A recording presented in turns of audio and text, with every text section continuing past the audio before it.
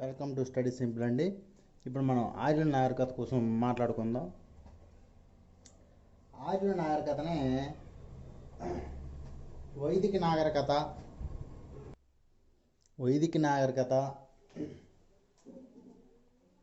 Painted grey wear అని అంటారండి. Painted grey wear అని ఆర్కియాలజీ పురావస్తు శాఖ వారు పిలుస్తారండి.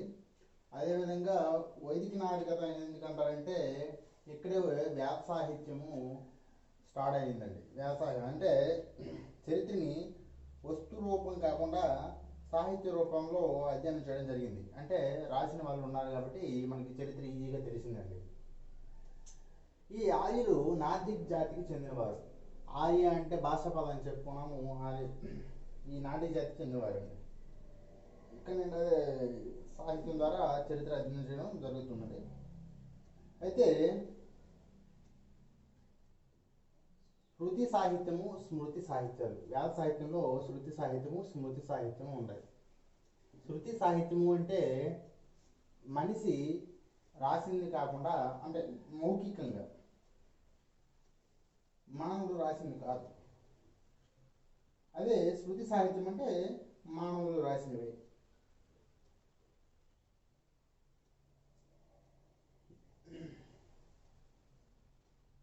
అయితే ఈ ఋగ్వేదాలు ఇవి మౌఖికంగా రాయబడ్డాయండి. ఆల్రెడీ చెప్పాను. ఓరల్గా అంటే మౌఖికంగా అంటే ఒకరు చెప్పింది, ఒక ఋషి చెప్పింది వాళ్ళ శిష్యులు వినేవాళ్ళు, వాళ్ళ శిష్యులకు చెప్పేవారు, ఆ శిష్యులు వాళ్ళకి చెప్పేవారు. అలాగా ఏదో ఒక టైంలో గ్రంథస్థం చేయబడింది. అలా రాయబడినవి శృతి సాహిత్యం. స్మృతి సాహిత్యము అంటే మనిషి రాసేది, అంటే అప్పుడు రాసిందే. అదండి శృతికి స్మృతికి తేడా.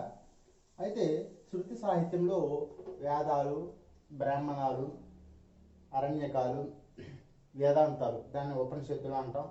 అదేవిధంగా స్మృతి సాహిత్యానికి విషయానికి వస్తే ఇతిహాసాలు, పురాణాలు, వేదాంగాలు, ఉపవేదాలు ఉంటాయండి.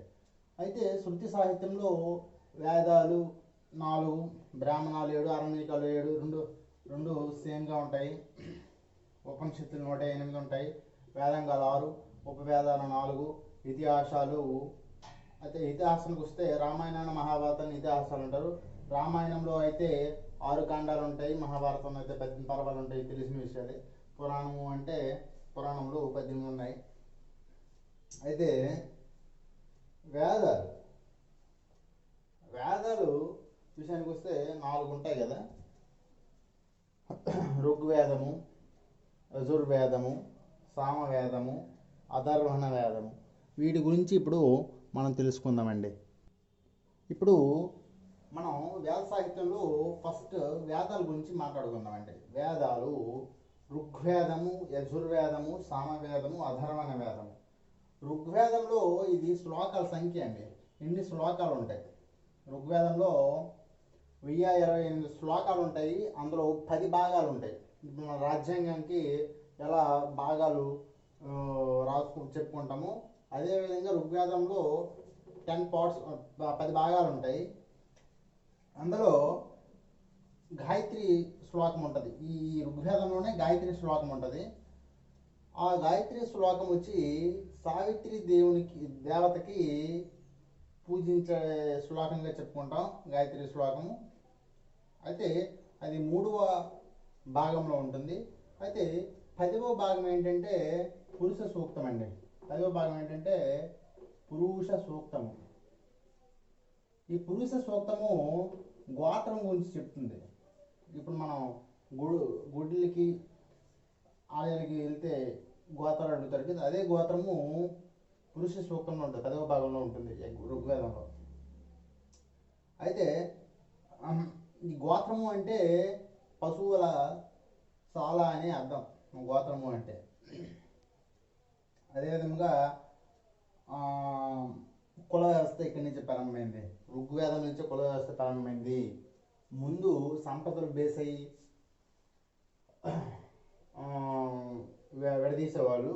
ఇప్పుడు కుల వ్యవస్థ ప్రారంభమైంది. కుల వ్యవస్థ అంటే ఒక అంటే బ్రహ్మదేవుడి తల నుంచి బ్రాహ్మణుడు, ఈ ఛాతి భాగం నుంచి క్షత్రియులు, తొడ భాగం నుంచి వైశ్యులు, కాలి భాగం నుంచి శూద్రులు వచ్చారని అంటుంటారు. అయితే ఋగ్వేదంలో ఓం ఇన్ని శ్లోకాలు ఉన్నాయి, అన్నిటికీ 1028 ఉంటాయి ఓం అని.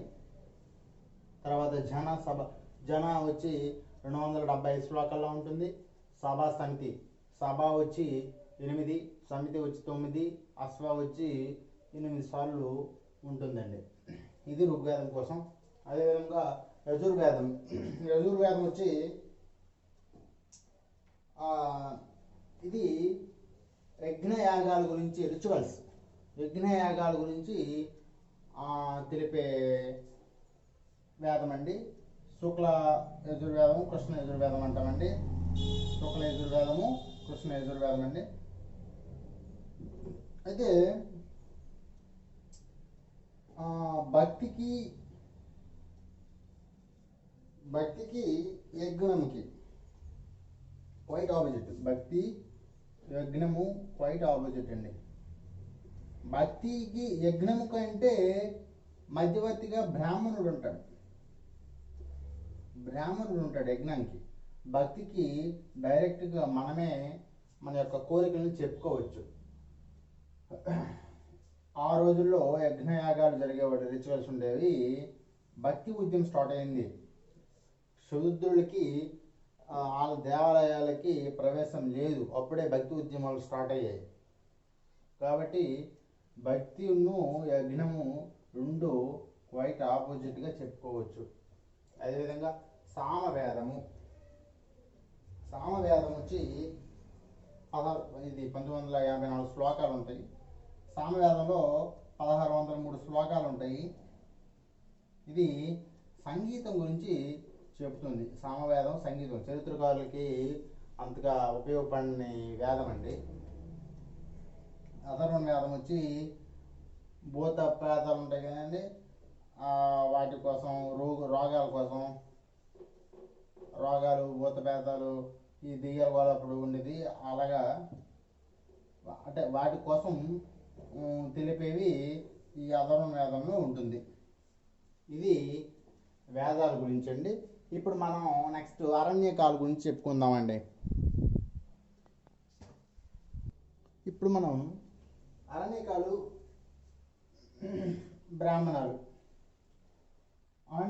బ్రాహ్మణాలు ఇంచుమించు అంటే 7 అండి ఉంటాయి. ఇంచుమించు అదే ఒకటే పేర్లతో ఉంటాయండి. ఇంకా ఉన్నాయి 7 రాయాలి, అవసరం లేదు.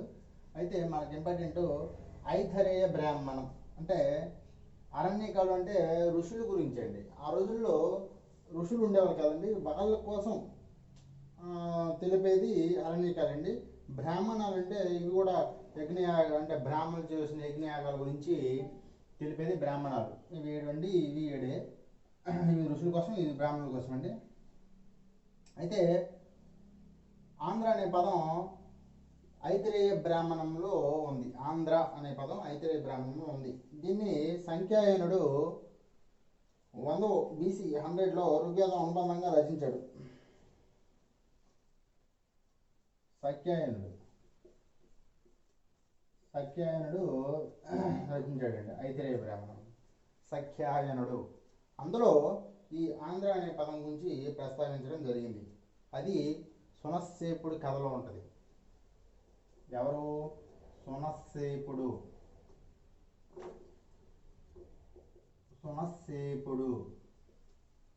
ఈయన అంటే ఈ ఐతిరేయ బ్రాహ్మణంలో సునస్సేపుడు కథలో ఆంధ్ర అనే పదము ప్రస్తావించబడింది. ఎవరు దీన్ని రాశారంటే సఖ్యాయనుడు రాశాడు. అయితే ఇక్కడ అదేవిధంగా గృహస్థు బ్రహ్మచర్యము, వానప్రస్థ అంటే ఆశ్రమ వ్యవస్థ గురించి కూడా ఇందులో ఉంది. ఆశ్రమ వ్యవస్థ 4 ఉంటాయి. అందులో మూడు ప్రస్తావించబడ్డాయి. బ్రహ్మచర్యము, బ్రహ్మచర్యము, గృహస్థు, వానప్రస్థ. ఇంకో ఆశ్రమ వ్యవస్థ ఉపనిషత్తులో వస్తుంది, అప్పుడు చెప్పుకుందాం. అదేంటంటే బ్రహ్మచర్యం అక్కడేటి వస్తుందంటే సన్యాసాస్త్రం వస్తుంది, సన్యాసాస్త్రం నుంచి వస్తుంది, ఆ తర్వాత చెప్పుకుందాం. అయితే శతపథ బ్రాహ్మణం వచ్చి ఉడ్డి వ్యాపారం గురించి ప్రస్తావించబడుతుంది. అయితే ఇన్ని అవసరమో మనకు అవసరం లేదనుకోవచ్చు. తెలంగాణ క్వశ్చను ఇక్కడి నుంచి వచ్చింది. దానికోసం మనం ఈ ఆర్య నాగరికత అయిపోయినాక ప్రస్తావిద్దామండి. అయితే ఇప్పుడు మనం ఉపనిషత్తుల గురించి మాట్లాడుకుందాం.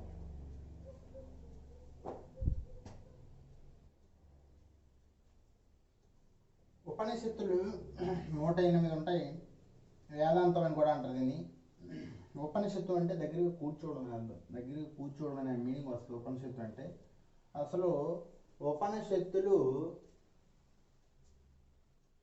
భక్తిని ప్రోత్సహిస్తుందండి. అంటే ఉపనిషత్తులు యజ్ఞయాగాలకి వ్యతిరేకము, భక్తిని ప్రోత్సహిస్తుంది ఉపనిషత్తులు. అయితే యజ్ఞయాగాల్ని ప్రోత్సహించేవాడిని బ్రాహ్మణులు, వ్యతిరేకించేవాడిని శ్రవణులు అంటారండి. ఈ సందర్భంగా చెప్పుకుంటున్నాం. అదేవిధంగా చాందోగ్య, అయితే ఉపనిషత్తులు ముఖ్యంగా ఆత్మ అంటే ఆత్మ, పరమాత్మ, జన్మ, పునర్జన్మ అంటే ఫిలాసఫీ వర్డ్స్. ఆత్మ, పరమాత్మ, జన్మ, పునర్జన్మ, కర్మ, మోక్షం ఇలాంటి అంటే ఒక సైకిల్గా జరుగుతాయనే ఫిలాసఫీ పదాలు ఈ ఉపనిషత్తులో చెప్పబడతాయి. భక్తి, వీటన్నిటికీ భక్తి ఉండాలి అని ఈ ఉపనిషత్తుల్లో తెలుపుతుంటాయి. ఇందులో చాందోగ్య ఉపనిషత్తు, బృహద్రవ్యక ఉపనిషత్తు, యసానో ఉపనిషత్తు, అదేవిధంగా జబల ఉపనిషత్తు, మండక ఉపనిషత్తు, శ్వేతేశ్వతార ఉపనిషత్తు, అదేవిధంగా తైత్తరీయ ఉపనిషత్తు, అలా 108 ఉపనిషత్తులు ఉన్నాయి. బృహద్రవ్యక ఉపనిషత్తు ఆత్మ గురించి తెలుపుతుంది. అదే జబల ఉపనిషత్తు చెప్పుకున్నాం ఇందాక. ఆశ్రమ వ్యవస్థలో 4 ఉంటాయి. అందులో 3 అక్కడ చెప్పుకుంటే, బ్రాహ్మణాలు చెప్పుకుంటే మిగిలిపోయిన సన్యాసాశ్రమం అని చెప్పుకున్నాం కదా, అది జబలకో ఉపనిషత్తులో వస్తుంది. మండకో ఉపనిషత్తు సత్యమేవ జయతే, మండకోపనిషత్తులో సత్యమేవ జయతే దేవనాగరి లిపిలో, మన ఎంబ్లంలో కింద దేవనాగరి లిపిలో రాసి ఉంటుంది కదండి, అది మండకోపనిషత్తు నుంచి తీసుకోవడం జరిగింది. అదేవిధంగా ఆత్మ గురించి బృహద్రవ్యక ఉపనిషత్తు చెప్తే, శ్వేతేశ్వతార ఉపనిషత్తు వచ్చి భక్తి గురించి తెలుపుతుంది. అదేవిధంగా తైత్తరీయ ఉపనిషత్తు మాతృదేవోభవ, పితృదేవోభవ, ఆచార్య దేవోభవ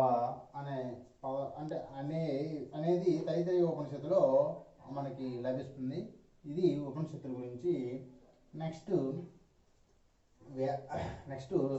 శృతి సాహిత్యం అయిపోయింది. ఇప్పుడు మనం స్మృతి సాహిత్యం చెప్పుకోవాలి. ఇతిహాసాలు, పురాణాలు, వేదాంగాలు, ఉపవేదాల గురించి చెప్పుకుందాం. ఇప్పుడు వేదాంగాలు 6 ఉంటాయి. అందులో శిక్ష, నిరుక్త, అంటే ఇది తెలుగు కష్టంగా ఉంటుంది. ఫొనెటిక్స్ మనకి బాగా తెలిసిన పదాలే. ఫొనెటిక్స్, గ్రామరు, ఆస్ట్రాలజీ, అదేవిధంగా గ్రామరు, ఎటైమాలజీ అంటే పదాల పుట్టుక గురించి అధ్యయనం చేసే శాస్త్రాన్ని ఎటైమాలజీ అంటాం. ఆ పదాలు ఎలా వచ్చాయి అని వివరణ ఇందులో తెలుస్తుంది ఎటైమాలజీలో. అదేవిధంగా ఛందస్సు మన తెలుగులో కనిపిస్తాయి. ఈ కల్ప ఇంపార్టెంట్ అండి.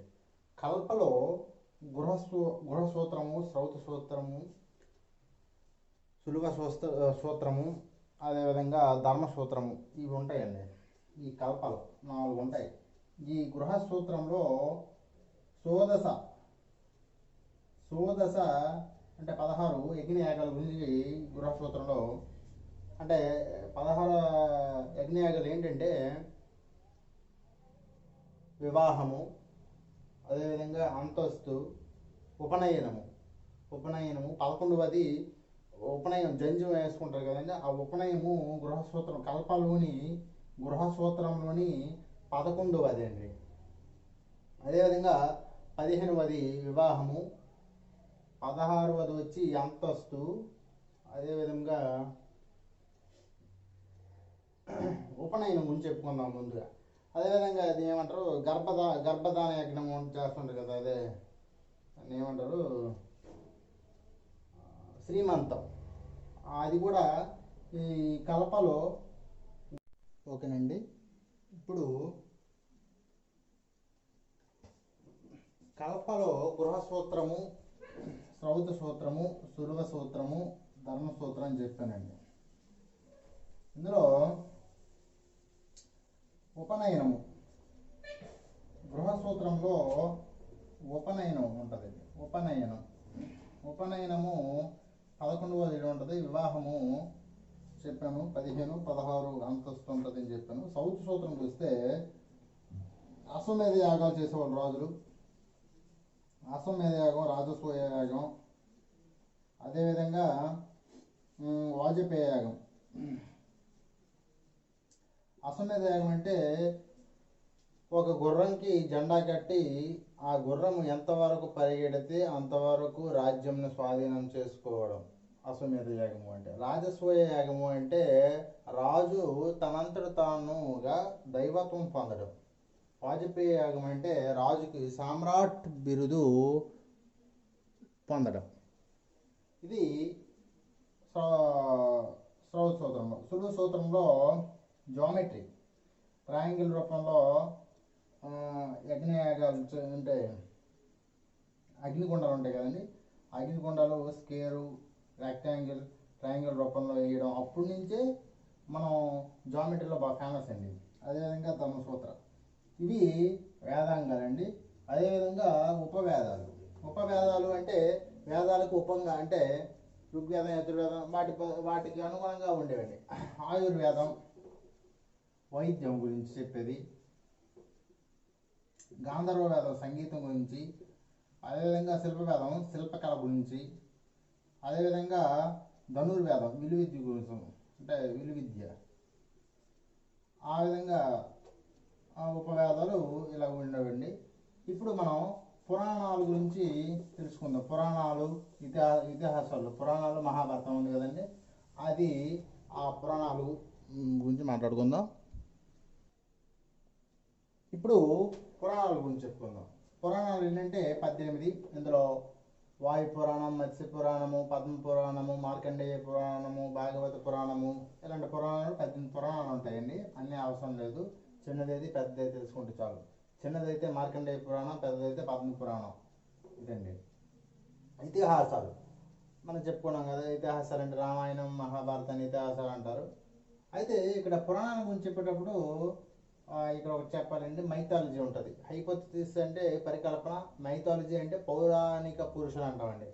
మైథాలజీ పౌరాణిక పురుషులు అంటే కృష్ణుడు, రాముడు, వీరందరూ పౌరాణిక పురుషులండి. అంటే కాలాన్ని చెప్పలేం, అది అనుకోవడం తప్ప వాళ్ళ కాలం ఎప్పుడు చెప్పలేం.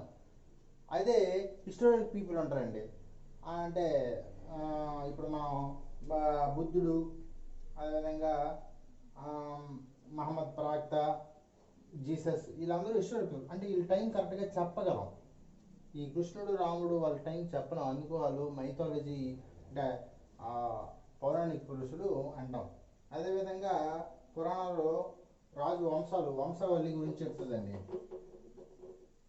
వంశావళి గురించి చెప్పేది పురాణాలు ఎక్కువగా వంశావళి గురించి చెప్తుంది. ఆ రాజు వంశావళి గురించి, వృక్షం గురించి తెలుపుతుందండి పురాణము. అదేవిధంగా పురాణాలలో 4 యుగాలు ఉంటాయి. 4 యుగాలు ఉంటాయి.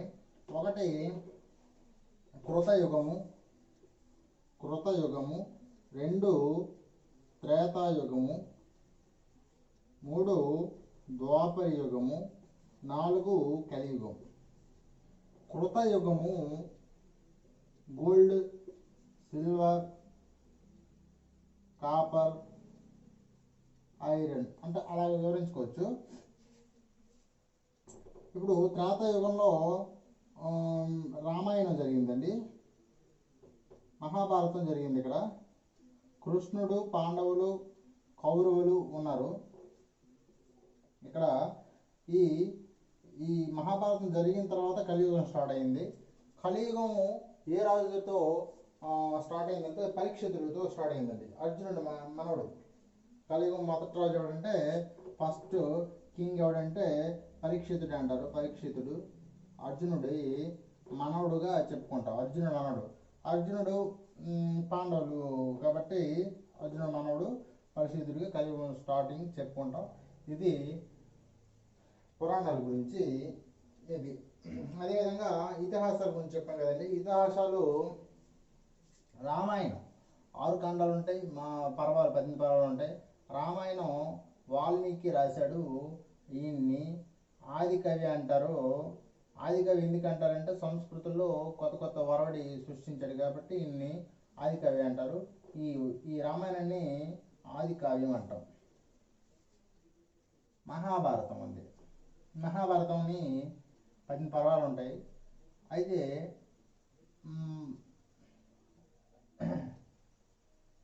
జయ సంహిత అంటారండి. మహాభారతాన్ని జయ సంహిత అంటారు. ఇది group 2 I think essay bit ఇచ్చాడు. మహాభారతాన్ని జయ సంహిత అంటారు. శతసహస్ర సంహిత అని కూడా అంటారు. అంటే శత అంటే 100, సహస్రం అంటే 1000 అంటే లక్ష. శత సహస్ర సంహిత అని కూడా అంటారు.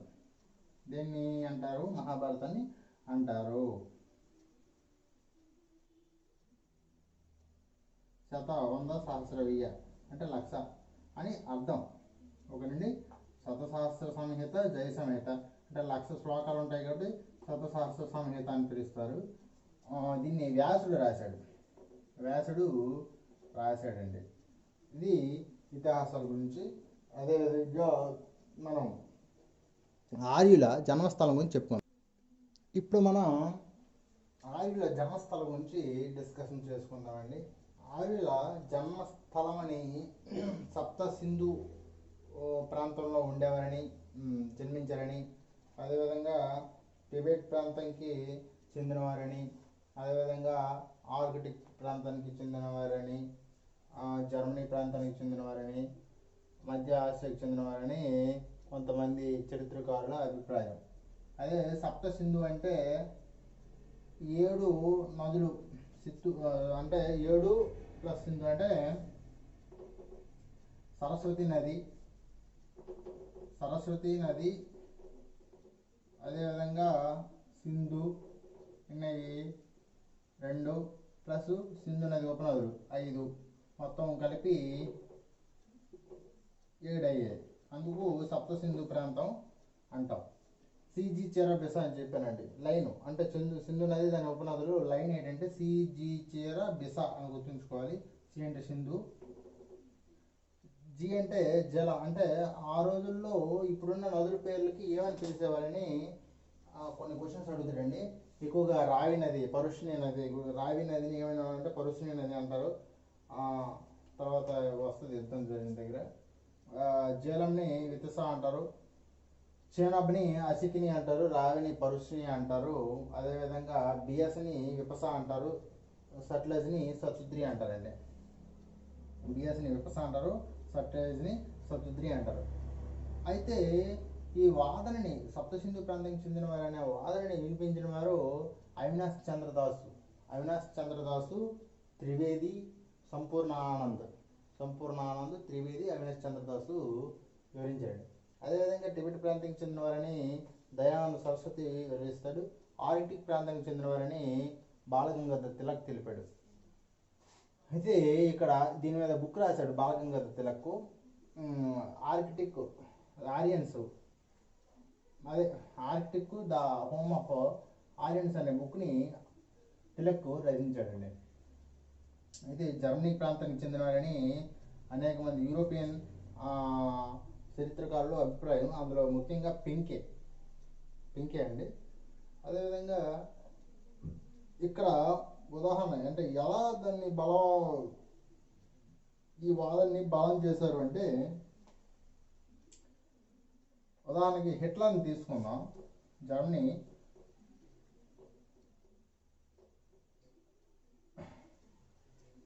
నిరంకుశవాది హిట్లర్. ఈయన తన పార్టీ గుర్తుని స్వస్తిక్ పెట్టుకున్నాడు. ఈ స్వస్తిక్ అనేది ఆరెంజ్ యొక్క పవిత్రమైన గుర్తు స్వస్తిక్. అదేవిధంగా మధ్య ఆసియాని మ్యాక్స్ ముల్లర్ మార్షల్ తెలిపారు. అదేవిధంగా అంటే ఇది వాదనని చాలా దగ్గరగా ఏంటంటే కొన్ని సంస్కృత పదాలు వాళ్ళ పదాలు దగ్గరగా ఉండటము, అంటే లాంగ్వేజ్ బట్టి వీళ్ళు వాదన బలపరిచారండి. అదేవిధంగా సైబీరియాకి, రష్యాలో ఉన్న సైబీరియా ప్రాంతానికి చెందిన వారిని మోల్లెన్, అదేవిధంగా సౌత్ రష్యాకి చెందిన వారిని గార్డెన్ చైల్డ్, అదేవిధంగా ఆస్ట్రియా అంటే హంగేరీ ప్రాంతానికి చెందిన వారిని గైల్. ఈ విధంగా కొంతమంది తమ వాదనని జన్మస్థలంలో కాంట్రవర్సీలు ఉన్నాయి. ఎక్కువగా మనం మధ్య ఆసియాకి చెందిన వారిని బలపరుస్తామండి. ఇది ఆర్యుల జన్మస్థలం గురించి. ఇప్పుడు మనం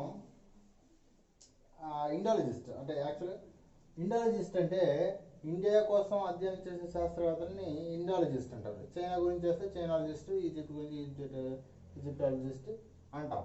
అయితే కొంతమంది ఇండాలజిస్టులు ఉన్నారు.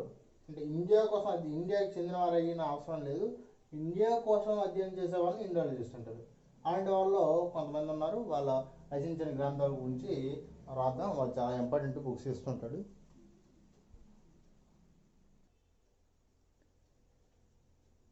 ఇప్పుడు ఇండాలజిస్టులు William Jones, Charles Wilkins, Max Muller, AL Basham. వీళ్ళిద్దరూ బ్రిటిష్ వారు.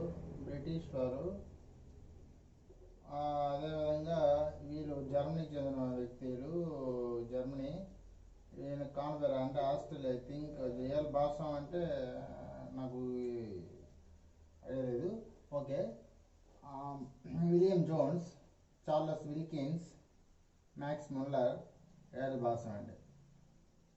ఈ విలియం జోన్స్ని చార్లెస్ విల్కిన్స్ని కలిపి ఫాదర్ ఆఫ్ ఇండాలజీ అంటారండి.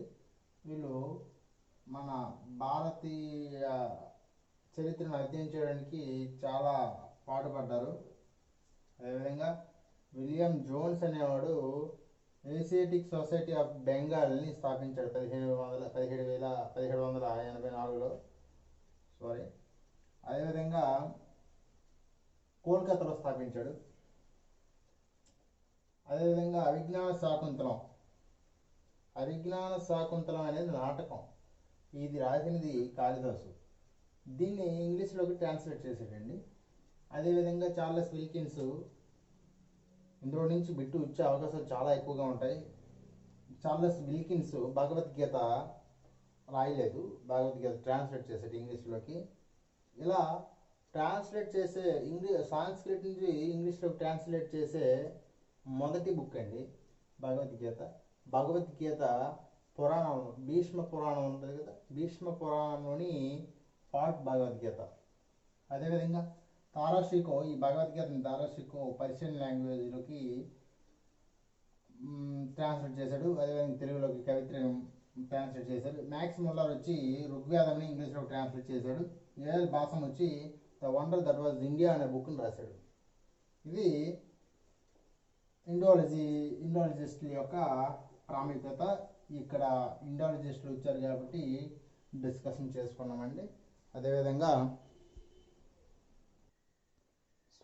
నేను భీష్మ పురాణం అనేసా కదా, భీష్మ పురాణం అనేసాను, తప్పండి. భీష్మ పర్వం నేను ఏదో మూడులో అనేసాను. భీష్మ పర్వం అండి, పురాణంలో భీష్మ రాదు. అదేవిధంగా ఇప్పుడు మనం మధ్య ఏషియా అని చెప్పుకున్నాం కదా,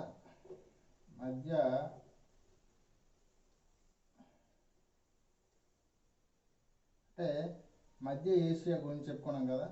మధ్య ఏషియా నుంచి, ఇక్కడ మధ్య ఏషియా ఉంటుంది, తూర్పు వెళ్ళిన వాళ్ళు పర్షియని, అంటే ఈ ఆరియన్స్ అంటే అప్పుడు పశుగ్రాసం కోసం ఒక ప్రాంతం నుంచి ఒక ప్రాంతానికి వెళ్ళి పశుపోషణ చేసుకునే జరిగేది, ఆహార సేకరణ గట్రా జరిగేది. కాబట్టి ఆరియన్స్ అనేవాళ్ళు ఒక ప్లేస్ నుంచి ఒక ప్లేస్కి వెళ్ళేవారు. కాబట్టి పడమరకి వెళ్ళే ఆరియన్స్ వచ్చి పర్షియాని డెవలప్ చేశారు. ఇండియాకి వచ్చిన వారు సంస్కృతాన్ని డెవలప్ చేశారు. అదేవిధంగా ఇటువైపు వెళ్ళేవారు పడమర వైపు వెళ్ళేవారు అనేక భాషలను డెవలప్ చేసేవారని ఈ మ్యాక్స్ ముల్లర్, మార్షల్ యొక్క వాదన. అంటే ఏ విధంగా వాళ్ళు వాదించేవారు గురించి ఇప్పుడు భాషల మధ్య సంబంధాన్ని తెలిపే శాస్త్రాన్ని ఫిలాలజీ అంటామండి. ఫిలాలజీ అంటామండి. భాషల మధ్య సంబంధం అంటే ఒక భాష నుంచి ఒక భాష ఎలా మధ్య ఒక పదం పుట్టుపూర్వం చెప్పేది ఎటైమాలజీ అండి. భాషల మధ్య సంబంధం చెప్పేది ఫిలాలజీ అండి. ఏ విధంగా వీళ్ళ వాదన బలపడిందో చెప్తాను చూడండి. మాతృ అంటే మదర్, పితృ ఫాదర్, దాతృ డాటర్, ఆ విధంగా. అదే సిక్స్టీ అంటే వీటి మధ్య అంటే ఈ లాంగ్వేజెస్ మధ్య సంబంధం చాలా దగ్గరగా ఉందని వీళ్ళు వాదించారు. దీన్నే మనం తీసుకుంటామని కూడా ఇదివరకే చెప్పాను. ఈ విధంగా ఆర్యులు చాలా ప్రదేశాలకి సంచారం చేసి రాజ్యాన్ని ఆక్రమించారని, దండయాత్రలు అంటే ద్రావిడుల మీద దాడి చేసి సౌత్కి ద్రావిడుల్ని పంపించేశారని వాదన ఉంది.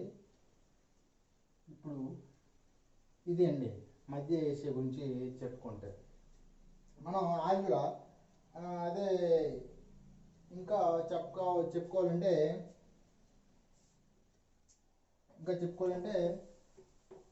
ఆర్యులు తాము వెళ్తూ కొన్ని దేవుళ్ళు అంటే తూర్పుకి వెళ్ళేటప్పుడు ఇంద్ర, వరుణ, మిత్ర, నసత్య వీళ్ళు ఆర్యుల దేవతలండి. ఆర్యుల యొక్క దేవతలు ఇంద్ర, వరుణుడు, ఇంద్రుడు, మిత్ర, నసత్య వాళ్ళు ఆర్యుల దేవతలు. ఇవి బోగస్ కోయి అనే శాసనంలో, అక్కడ దొరికిన శాసనంలో లభించిందండి. అంటే ఇదే నేను చెప్తున్నానంటే ఆర్యులు మధ్య ఆసియా నుంచే అన్ని ప్లేసులకి వెళ్ళారనే వాదనను బలం చేయడానికి ఇది చెప్తున్నానండి. ఇంద్ర, వరుణ, మిత్ర, నసత్య అనే దేవతలు బోగస్ కోయిలో దొరికాయి. ఈ బోగస్ కోయి ఎక్కడ ఉందంటే మధ్య ఆసియాలో ఉందండి. అంటే ఆర్యులు అన్ని ప్రాంతాలకి మధ్య ఆసియా నుంచి వెళ్ళారని ఈజీగా చెప్పవచ్చు. ఇది ఆర్యుల యొక్క జన్మ స్థలం గురించి అండి. ఇప్పుడు మనం ఆర్యుల యొక్క నాగరికత గురించి తెలుసుకుందాం అండి. ఆర్యుల నాగరికత.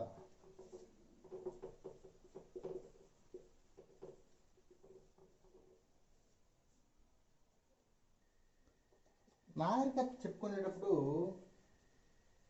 ఖచ్చితంగా తొలి మలి ఉంటుందండి.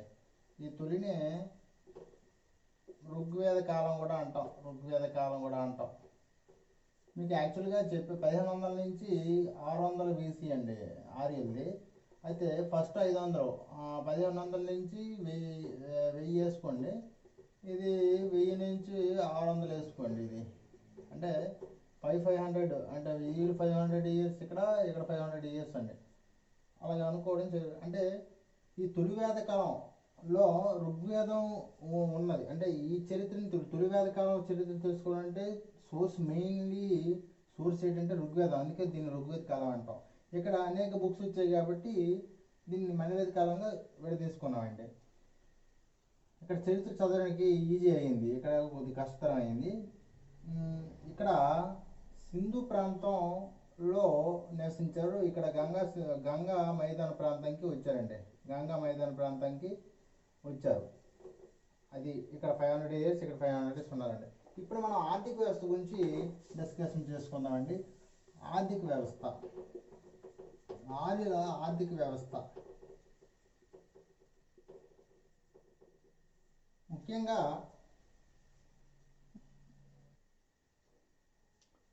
ఆర్థిక వ్యవస్థ చెప్పుకున్నా కూడా తొలి మలి వస్తుందండి. అయితే తొలి ఆర్య నాగరికతలో ఆర్థిక వ్యవస్థలో పశుపోషణ ముఖ్యమండి. ఎందుకు పశుపోషణ ముఖ్యము అంటే సింధు నాగరికత ప్రజలు సింధు మైదాన ప్రాంతాన్ని నిస్సారం చేస్తారు, అంటే వాడి సారవంతం లేకుండా చేసేసారు. అందుకు వాళ్ళకి నెససరీ ఏటైపోయిందంటే పశుపోషణ ఖచ్చితంగా చేయాల్సి వచ్చింది. తర్వాత వ్యవసాయం విషయానికి వస్తే ఇవన్నీ ఋగ్వేదంలోని పేర్లండి. ఋగ్వేదంలో పేర్లు యవ ఆయ అనేవి ఋగ్వేదంలో పేర్లు. సువర్ణ నిష్కరణ. యవ అంటే తొలివేద కాలంలో గోధుమలు బార్లీ పండించేవారు కాబట్టి గోధుమలు బార్లీ యవ అంటే. అదేవిధంగా ఆయా, యవ అంటే గోధుమ బార్లీ అండి. ఆయా అంటే రాగి కాంస్యము. ఇంకా ఇది తొలివేద కాలంలో తొలివేద కాలము అన్న ఆర్యులు అది ఋగ్వేద కాలం అన్న ఒకటే. ఆయా అంటే రాగి కాంస్యము అండి, ఇంకా ఇనుము తెలియలేదు. సువర్ణ నిష్క అంటే సువర్ణము అంటే బంగారం, నిష్క అంటే ఆభరణము అంటే ఇంకా నాణ్యములు రాలేదు, అంటే బంగారు ఆభరణాలు వ్యాపారాలకి కూడా అంటే బంగారు ఆభరణాలు ఇచ్చి ఏదైనా వస్తు రూపంలో తీసుకున్న వాళ్ళు వస్తు మార్పిడి అంటారు దాన్ని. ఇంకా మలివేద కాలంలోకి వస్తే వ్యవసాయం ముఖ్యంగా వాళ్ళ ఆర్థిక వ్యవస్థకి ముఖ్యమైంది. వ్రీహి అంటే వరి, ఇక్కడ వరి ఇంట్రడ్యూస్ అయింది. అదేవిధంగా ఐరన్ని కృష్ణాయ శ్యామాయ అంటారు. లోహము అంటే తొలివేద కాలంలో తెలిసే లోహం ఏంటంటే రాగి కాంస్యం, మలివేద కాలంలో ఐరన్ తెలిసింది. అదేవిధంగా ఈ విధంగా ఆర్యుల యొక్క ఆర్థిక వ్యవస్థ జరిగేదండి. అయితే వాణిజ్య వ్యాపారాలు మలివేద కాలంలో కొనసాగించబడ్డాయి. ఈ విధంగా వాణిజ్య వ్యాపారాలు ఉంటే నాగరికత డెవలప్ అవుతూ ఉంటుంది. నాగరికత డెవలప్ అయిందంటే అర్థం నగరాలు వెలిసాయి. ఏ నగరాలు అంటే కౌశాంబి, అహిచిత్రి, హస్తినాపూర్. ఇవి కూడాను ఎక్కడ ఉంటాయండి? ఇవన్నీ గంగా మైదాన ప్రాంతం అంటే మ్యాక్సిమం యూపీలో ఉంటాయి. ఇవన్నీ కూడా యూపీలో ఉన్నాయి. అంటే దీన్ని బట్టి మనం తెలుసుకునేది ఏంటంటే యాక్చువల్గా సింధు నాగరికత ప్రజల కంటే ఆర్య నాగరికత అనేది ఆలస్యమైంది. మొదటగా భారతదేశంలో నాగరికతలు సింధు ప్రాంతంలో వెలిసాయి, తర్వాత గంగా మైదాన ప్రాంతంలో వెలిసాయి మొత్తం వాల్యూగా చెప్పుకోవచ్చు. ఇప్పుడు మనం ఆర్థిక వ్యవస్థ అయిపోయింది. ఇప్పుడు సామాజిక వ్యవస్థ గురించి మాట్లాడుకుందాం. సామాజిక వ్యవస్థ కూడా తొలివేద కాలం, మలివేద కాలం గురించి. సామాజిక వ్యవస్థలు కూడా తొలి మళ్ళీ ఉంటాయండి. దీంట్లో కూడా తొలి మళ్ళీ చెప్పుకోవాలి.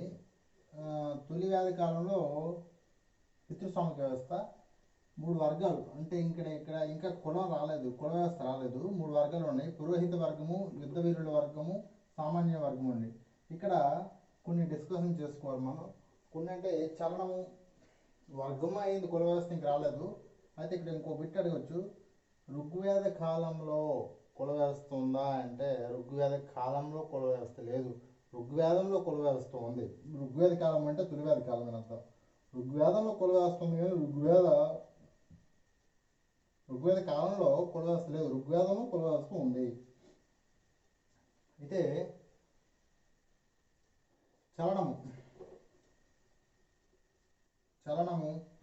చలనము అంటే పురోహితుడు సైనికుడు అవ్వచ్చు, సైనికుడు పురోహితుడు అవ్వచ్చు. అంటే ఈ ఈ స్థాయి ఇక్కడి నుంచి ఈ స్థాయి ఒకటి ఎక్కడికి వెళ్ళొచ్చు, ఈ స్థాయి ఒకటి ఎక్కడికి వెళ్ళొచ్చు, ఇక్కడి నుంచి ఎక్కడికి వెళ్ళొచ్చు, అక్కడి నుంచి ఎక్కడికి రావచ్చు.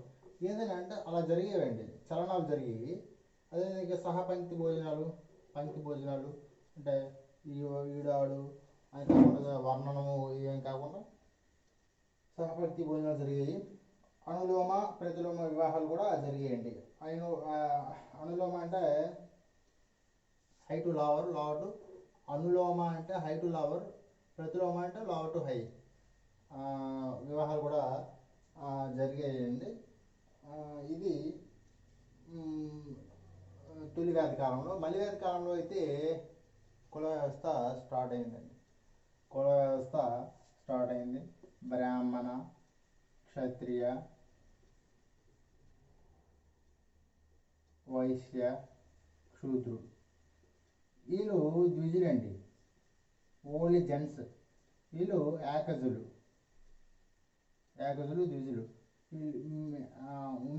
ఉమెన్స్ అండ్ శూద్రుడు ఆల్రెడీ చెప్పుకున్నాం. అయితే మలివ్యాధి కాలంలో వివాహాలు జరిగాయి అంటే ఏ టైప్ వివాహం ఏంటండి? బ్రాహ్మ వివాహం, దైవ వివాహం, అర్చ వివాహం, ప్రజాపతి వివాహం, పైశాచి వివాహం, గాంధర్వ వివాహం, అసుర వివాహం, రాక్షస వివాహం జరిగేది. బ్రాహ్మ వివాహము అంటే శాస్త్రాల ప్రకారంగా పెద్దలు నిర్ణయించినటువంటి వివాహాన్ని బ్రహ్మ వివాహం అంటాం. దైవ వివాహం అంటే దైవ వివాహం ఓన్లీ ఫర్ పురోహితులకు మాత్రమే. అదేవిధంగా అర్స వివాహం అంటే కన్యాశుల్కం అంటే వరకట్నం వేరు, కన్యాశుల్కం వేరు. ఇక్కడ ఇది వరకట్నం, కన్యాశుల్కము, వరకట్నము అంటే ఒక ఆడపిల్ల మగవాళ్ళ అబ్బాయి ఇంటికి వచ్చేటప్పుడు ఇచ్చేది, అమ్మాయి తోలుకోలు ఇచ్చేది వరకట్నం అండి. కన్యాశుల్కం అంటే అమ్మాయి ఇస్తే వాళ్ళకి ఇచ్చేది కన్యాశుల్కం అండి. ఎద్దుని కానీ ఆ రోజుల్లో అయితే ఏముంటుంది, పశుపోషణ కాబట్టి, వ్యవసాయం పశుపోషణలు కాబట్టి కన్యాశుల్కంగా ఆవును కానీ ఎద్దుని కానీ కన్యాశుల్కంగా ఇచ్చేవారు. అదే హర్ష వివాహం అయితే. ప్రజాపతి వివాహం అయితే ఎటువంటి ప్రజాపత్య అంటే ఎటువంటి వరకట్నాలు కానీ కన్యాశుల్కాలు కానీ లేకుండా జరిగే వివాహంని ప్రజాపత్య వివాహము అంటారు. అదేవిధంగా గాంధర్వ వివాహం అంటే లవ్ మ్యారేజ్, తెలిసిందే. గాంధర్వం అంటే ప్రేమ. అసుర వివాహం అంటే అసుర అంటే వరుడిని వధువు కొనుక్కోవడం కానీ, వధువుని వరుడు కొనుక్కోవడం కానీ, ఏదో ఒకటి కొనుక్కోవడం జరిగే వివాహాన్ని అసుర వివాహం అంటారు. రాక్షస వివాహము, పైశాచిక వివాహం అంటే బలవంతముగా, పైశాచికం అంటే బలవంతం, పైశాచిక వివాహం అంటే బలవంతముగా వివాహం చేసుకునేది పైశాచిక వివాహం అంటే. రాక్షస వివాహం అంటే లేచిపోయి పెళ్లి చేసుకోవడం అని, లేచిపోయి పెళ్లి చేసుకుంటే రాక్షస వివాహం అంటారు. ఇది వివాహ రకాలండి. వివాహ రకాలు మర్యాద కాలంలో. అదేవిధంగా బాల్య వివాహాలు జరిగాయి, వితంతు వివాహాలు నిషేధించబడ్డాయి. ఇక్కడ వితంతు వివాహాలు ఇక్కడ వితంతు వివాహాలు జరిగాయి, ఇక్కడ వితంతు వివాహాలు నిషేధించబడ్డాయి. బాల్య వివాహాలు కూడా జరిగాయి. అన్నీ బహుభార్యత్వం, బహుభర్తత్వము, అన్నీ భార్యత్వము ఉంది, బహుభర్తత్వం లేదు. ఇక్కడ రెండు ఉన్నాయి. ఇది ఈ రెండింటి మధ్య తేడా ఉంది.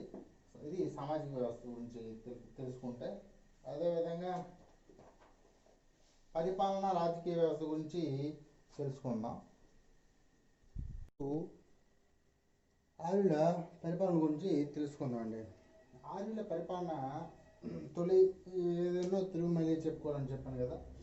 అయితే పరిపాలన చెప్పుకునే ముందు ఆర్యులు పితృస్వామిక వ్యవస్థ కదండి. ఆ కుటుంబ వ్యవస్థను పెద్ద తండ్రి ఉండేవాడు. సో ఆ పెద్దని కులప అనేవారు. అక్కడ కులప ఇవన్నీ చెప్పుకోనంటే పదాలు ఇంపార్టెంట్. ఇక్కడ రాజన్ అనేవాడు వస్తాడు. ఈ రాజన్ యొక్క పని ఏంటంటే, ఈయన పాలకుడు. నిరంకుశతత్వం ఉండదో ఈయన ఏదైతే ఆ రోజుల్లో ఆర్యులు తెగలుగా ఉండేవారండి, తెగలుగా ఉండేవారు. ఏదో ఈ తెగకి ఏదో ఒక తెగకి పెద్ద రాజన ఈడే పాలకుడు, ప్రజలు ఎన్నుకునేవారు. సభ సమితి, సభలో కుటుంబాలు సమావేశం ఏర్పడేవి. ప్రజలందరూ కూడా మీటింగ్ పెట్టుకునేది సమితి అండి. విధాత గణ ఉండేది. విధాత గణ ఉండేది. విధాత అంటే న్యాయము, అలాంటి ఎక్సెట్రా న్యాయము, అదేవిధంగా మతం మొదలైనవి విధాతలు ఉండేవి. విధాత అనే ఇది ఉండేది, ఒక ప్లేస్ టైపు, అంటే మీటింగ్ స్పాట్. గాన ఈ విధంగా పరిపాలన జరిగేదండి. అదేవిధంగా ఈ రాజు అనేవాడు జనాలను పశువులను కాపాడుకోవాలండి. ఆ రోజుల్లో పశువులు పెద్ద గొప్ప అండి. అదేవిధంగా జనాలను కూడా కాపాడుకోవాలి. జనాలు ఎలా ఉండేవాళ్ళు, తెగలుగా ఉండేవాళ్ళని చెప్పుకున్నాం, ఆల్రెడీ చెప్తాం. అయితే ఈ తొలి లేదా ఋగ్వేద కాలంలోనే దశరగ్ని యుద్ధం జరిగిందండి. దశరగ్ని యుద్ధం అంటే దశ అంటే 10, రగ్న అంటే 10 రాజన్ల యుద్ధం అని అర్థం. 10 రాజన్ల యుద్ధం ఎక్కడ జరిగింది? పరుష్ణ అంటే చెప్పాను ఆల్రెడీ మీకు, రావి నది ఒడ్డున జరిగింది. అయితే ఈ దశరగ్ని యుద్ధము 7th పార్ట్లో చెప్తుంది, ఋగ్వేదంలో 7th పార్ట్లో ఉంది ఈ యుద్ధం గురించి, 10 రాజులు. అయితే ఎందుకు యుద్ధం జరిగిందంటే, విశ్వామిత్రుడు సుదాస్ రాజు దగ్గర పురోహితుడిగా పనిచేసేవాడు. ఈ సుదాస్ రాజు అనేవాడు, ఈ సుదాస్ రాజు ఏం చేశాడంటే విశ్వామిత్రుడిని తొలగించాడు. పురోహితు నుంచి తొలగిస్తే ఈ విశ్వామిత్రుడు వచ్చి పురకొత్స, ఈ తెగ పురకొత్స అనేవాడు. ఈ పుర అనేది ఒక తెగ అండి. ఈ పురకొత్స రాజు ఈ తెగతో సాయంతో భరత తెగ వర్సెస్ పురతెగకి యుద్ధం జరిగింది. ఎక్కడ? పరుష్ణ నది ఒడ్డున. ఈ యుద్ధంలో భరత తెగ గెలిచింది. దీని పేరే భారతదేశానికి ఆ పేరు వచ్చిందని చెబుతూ ఉంటారు. అయితే భరత తెగలో కౌరవులు పాండవులు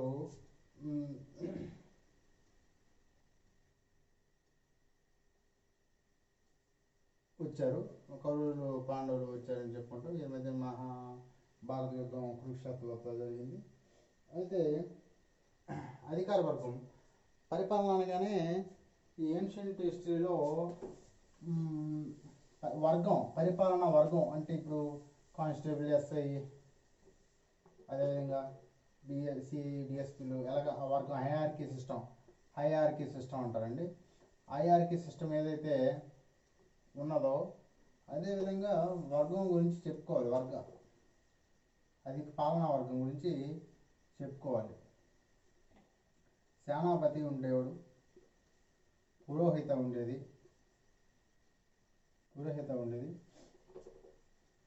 ప్రజాపతి అంటే గడ్డికి, అప్పుడు పశుగ్రాసం రజపతి అంటే పశుపోషణ. ఆ రోజులు వ్యవసాయం కంటే తొలివేద కాలం అని చెప్పాం కదా, పశుపోషణ ఇంపార్టెంట్ అని, అందుకు రజాపతి ఉండేవాడు. అదేవిధంగా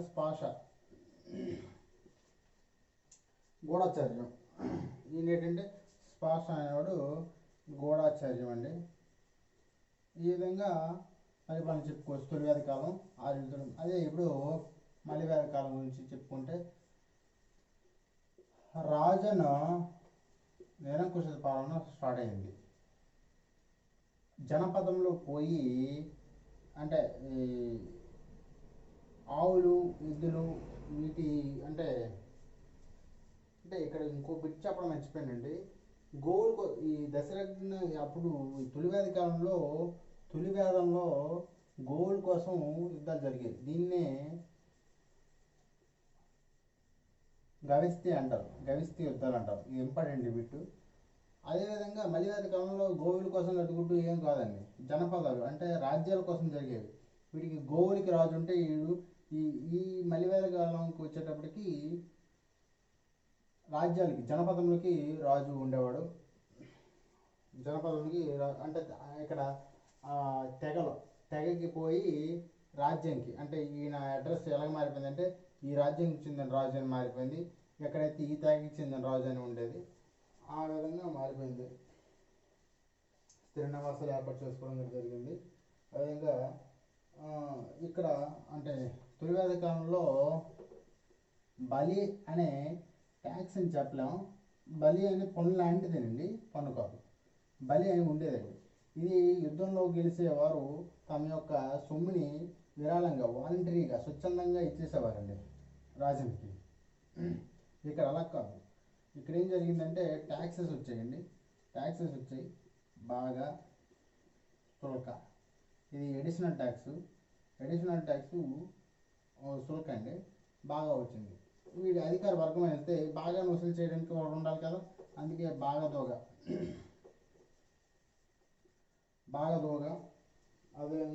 అదేవిధంగా ఈ శాలరీలు కోశాధికారి ఉండాలి కదా, ట్యాక్సెస్ ఇవన్నీ వచ్చి శాలరీ వస్తే కోశాధికారికి బాగా దోగా ట్యాక్స్ కలెక్టరు. ఈ కోశాధికారిని సంఘహిత్ర అంటారు. సేనాపతి, పురోహిత, గ్రామణి, ఇది కామన్ అండి. సోత అనేవాడు రథసాది, వీడు నిరంకుశ పాలన స్టార్ట్ అయింది కాబట్టి సోత ఉండేవాడు రథసారథి. అక్కడ లేడండి, ఇక్కడ వచ్చాడు. సోత ఉన్నాడు, సంఘహిత్ర వచ్చారు, అదేవిధంగా బాగదోగ కూడా వచ్చింది. ఈ విధంగా ఉద్యోగుల విభజన జరిగింది. రత్నీళ్ళు, ఉద్యోగ విభజన రత్నీళ్ళు అంటే 12 మందితో కూడినటువంటి ఉద్యోగ వర్గం ఉండేదండి. వీళ్ళని రత్నీళ్ళు అనేవారు మలివేద కాలంలో. ఇది ఆర్యుల యొక్క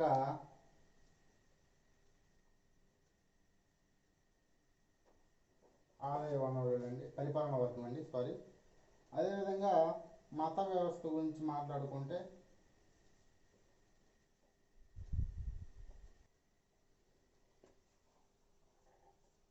అయితే ఆర్యుల నాగరికత ఆర్యుల మతం గురించి చెప్పుకుంటే ప్రాచీన కాలంలో ప్రతి వారు కూడా ప్రకృతి భయంకరంగా ఉండేది కాబట్టి ప్రకృతిని ఏదైతే భయం అయితే ఉండేదో వాటిని పూజించడం స్టార్ట్ చేశారండి. దాంట్లో భాగంగానే గట్టి వర్షాలు వస్తే వరుణ దేవుణ్ణి, ఎండలు ఎక్కువగా ఉంటే అగ్ని దేవుణ్ణి అలా పూజించడం కొనసాగించాడు.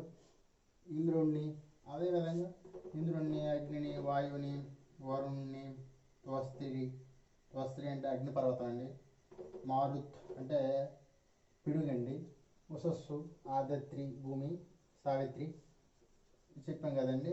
గాయత్రి మంత్రం ఇందులోని భాగమేనండి. Third part of the Rigveda. Soma అనే పానీయాన్ని నైవేద్యంగా పెట్టేవారు ఆ రోజుల్లో.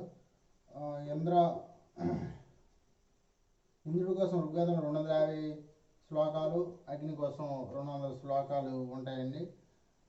పురంధరుడు, అప్సిజిత్ అని ఋగ్వేదంలో ఇంద్రుడిని పిలుస్తారు. పురంధరుడు లేదా అప్సిజిత్ పిలుస్తారు. త్వస్త్రి అగ్నిదేవుడికి, ఈ అగ్నిపర్వతం అగ్నిదేవుడికి ప్రజలకి మధ్యవర్తి. వరుణుడు అసుర మధ్యని పిలిచేవారు. త్రిమూర్తుల్ని పూజించారు. ప్రజాపత్య, అదేవిధంగా రుద్ర, విష్ణు, త్రిమూర్తుల్ని పూజించారు. వీళ్ళ పూజలు యజ్ఞయాగాలు చాలా ఖర్చుతో కూడుకున్నాయి, అంటే యజ్ఞయాగాలు చాలా ఎక్కువగా ఉండేవండి. అదేవిధంగా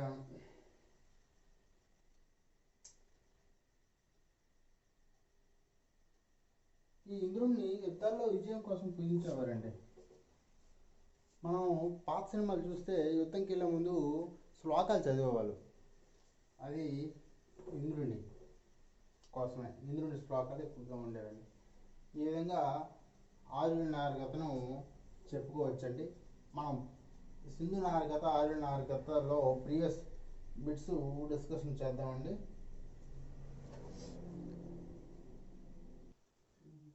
ఇప్పుడు మనం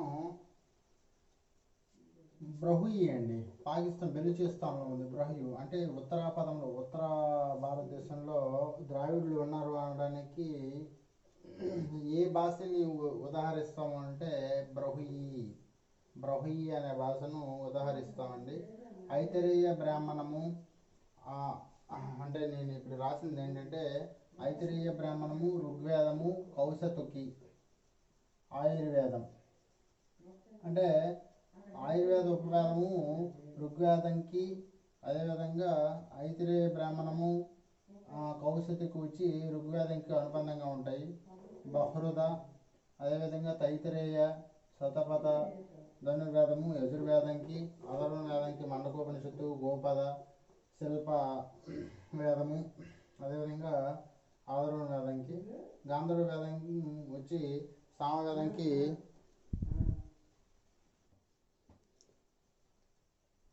తెలంగాణ బిట్టు ఇక్కడి నుంచి ఇచ్చాడండి. ఐతిరేయ బ్రాహ్మణం అంటే ఇక్కడి నుంచి ఏమి ఇచ్చాడంటే కూతురు ఎప్పుడు దురావస్థకు కారణమని కుటుంబాన్ని రక్షించేది కుమారుడే అని ఏది చెబుతుందంటే ఐతిరేయ బ్రాహ్మణం అండి. తెలంగాణ 2018 తెలంగాణ ఎస్ఐ బిట్ ఇచ్చాడండి. కూతురు ఎప్పుడు దురావస్థకు కారణమని కుటుంబాన్ని రక్షించేది కుమారుడి మాత్రమేనని బిట్టు తెలంగాణకి ఇచ్చాడు. అది ఆన్సర్ ఐతిరేయ బ్రాహ్మణం అండి. గృహావస్తులో ఐతిరేయ బ్రాహ్మణంలోని గృహావస్తు అంటే బ్రహ్మచర్యం, గృహావస్తు, వానప్రస్థ, 4వది సన్యాసం చెప్పాం కదండి. అందులోన 2వ గృహావస్తుకి సంబంధించిన బిట్టు తెలంగాణలో ఇచ్చాడు. ఋగ్వేదం, యజుర్వేదం, అధర్వణ, సామవేదం. ఇది అనుబంధాలు. ఇప్పుడు స్మృతులు అని చెప్పాం. స్మృతులు చెప్పాం కదండి. అయితే ఈ స్మృతులు అంటే అంటే ఫస్ట్ లా బుక్ ఏంటంటే మనుస్మృతి అండి. ఫస్ట్ లా బుక్ న్యాయశాస్త్ర బుక్.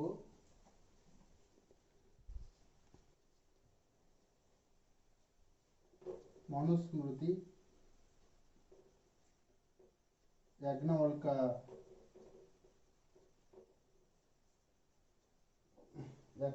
స్మృతి. యజ్ఞవల్క అంటే స్మృతులు మను ఒకటి, యజ్ఞవల్కం ఒకటి, అదేవిధంగా నారద పారసర స్మృతులండి. ఇది న్యాయాలు, కట్టుబాట్ల గురించి చెబుతాయండి. అదేవిధంగా ఈ విధంగా ఆర్యుల నాగరికతలో చాలా ఇంపార్టెంట్ బిట్లు వస్తూ ఉంటాయి. కొద్ది కష్టతరంగా కూడా ఉంటాయి. ఈ ఉపనిషత్తులు, వేదాల నుంచి వచ్చేటప్పుడు చాలా కష్టతరంగా కూడా ఉంటాయి. ఇది ఆర్యుల నాగరికత.